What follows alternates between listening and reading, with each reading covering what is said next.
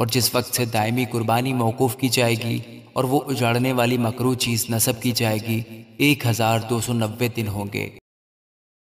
خداوند کے زندہ اور پاک کلام میں سے دانیل اس کا 12واں باب۔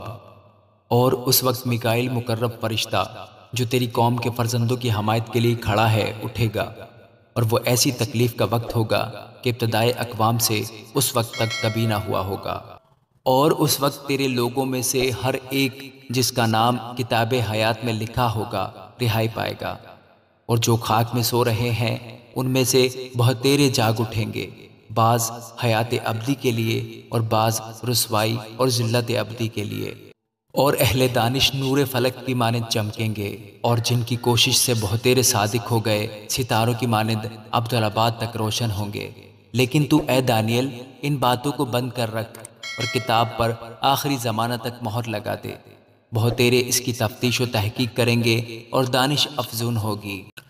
پھر میں دانیل نے نظر کی اور کیا دیکھتا ہوں کہ دو شخص اور کھڑے تھے، ایک دریا کے اس کنارہ پر اور دوسرا دریا کے اس کنارہ پر، اور ایک نے اس شخص سے جو کتانی لباس پہنے تھا اور دریا کے پانی پر کھڑا تھا پوچھا کہ ان عجائب کے انجام تک کتنی مدت ہے؟ اور میں نے سنا کہ اس شخص نے جو کتانی لباس پہنے تھا جو دریا کے پانی کے اوپر کھڑا تھا دونوں ہاتھ آسمان کی طرف اٹھا کر حی القیوم کی قسم کھائی اور کہا کہ ایک دور اور نیم دور، اور جب وہ مقدس لوگوں کے اقتدار کو نیست کر چکیں گے تو یہ سب کچھ پورا ہو جائے گا۔ اور میں نے سنا پر سمجھ نہ سکا، تب میں نے کہا اے میرے خداوند ان کا انجام کیا ہوگا؟ اس نے کہا اے دانیل تو اپنی راہ لے، کیونکہ یہ باتیں آخری وقت تک بند و سر بے مہر رہیں گی، اور بہت لوگ پاک کیے جائیں گے اور صاف و پاک ہوں گے، لیکن شریر شرارت کرتے رہیں گے، اور شریروں میں سے کوئی نہ سمجھے گا پر دانشور سمجھیں گے۔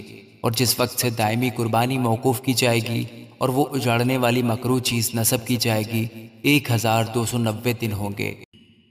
مبارک ہے وہ جو 1335 روز تک انتظار کرتا ہے، پر تو اپنی راہ لے جب تک کہ مدت پوری نہ ہو، کیونکہ تو آرام کرے گا اور ایام کے اختتام پر اپنی میراث میں اٹھ کھڑا ہوگا۔